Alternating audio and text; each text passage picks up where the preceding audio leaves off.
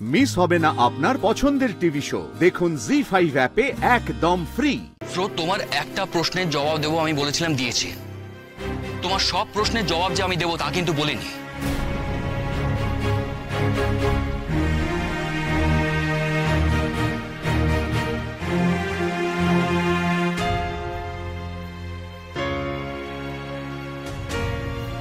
খুব ভালোবাসতেন বিতস্তাকে।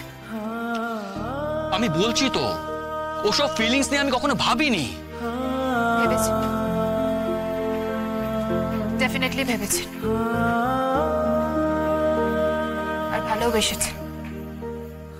তাই যখন ওর পরের দিকের কথাগুলো শুনেছেন, জেনেছেন, আপনি এইভাবে রিয়াক্ট করেছেন, কষ্ট পেয়েছেন, নিজের পুরো পার্সোনালিটিটাই ঘেটে ফেলেছেন।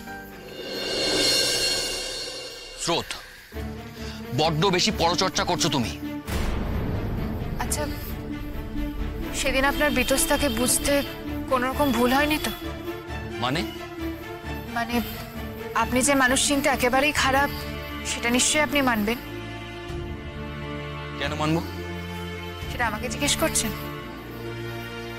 আপনার বাবাকে চিনতে আপনার কতটা সময় লেগেছিল? যে নিজের বাবাকে চিনতে এতটা ভুল করতে পারে, যে ওরকম একটা মানুষকে ভুল চিনে এতটা কষ্ট দিতে পারে, সে যে কোনো মানুষকে ভুল চিনবে সেটাতে আমি শিওর।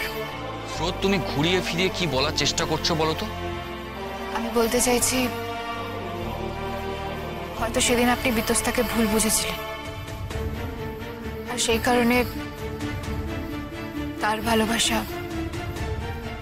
আপনার নিজের ভালোবাসাকে বঞ্চিত করেছে। ঠিক যেমন বছরের পর বছর আঙ্কেলকে বঞ্চিত করেছে। সেসব তোমাকে ভাবতে হবে না স্রোত। আমাদের বিয়েটা যে 1 বছরের জন্য, সেটা মাথায় রেখো। আর আমরা এরপর থেকে একে অপরের খুব বেশি ক্লোজ হওয়ার চেষ্টা করব না। আমি এখানে কেন এসেছি সেটা তোমাকে জানিয়ে রাখি। স্রোত, তুমি এই বিয়েটাকে সিরিয়াসলি নিও না, তাহলে পরে কিন্তু তোমারই খারাপ লাগবে। তাই এখন থেকে তুমি মাথায় ঢুকিয়ে নাও, কোনো রকম এক্সপেকটেশন তুমি রাখবে না, আমিও রাখবো না। আমরা যতটা সম্ভব একে অপরের থেকে ডিস্টেন্স মেনটেন করে চলবো, বুঝতে পেরেছো? এই আন্ডারস্ট্যান্ডিংটা যেন আমাদের দুজনের মধ্যে থাকে। কখনো যদি কাউকে কিছু বলো, তাহলে সেই দিনটাই আমি এই বিয়ে থেকে বেরিয়ে যাব, তাতে বাবা যতই কষ্ট পাক। আর হ্যাঁ, আমরা যে একে অন্যের জন্য উপযুক্ত নই সেটা যেন সবাই বোঝে।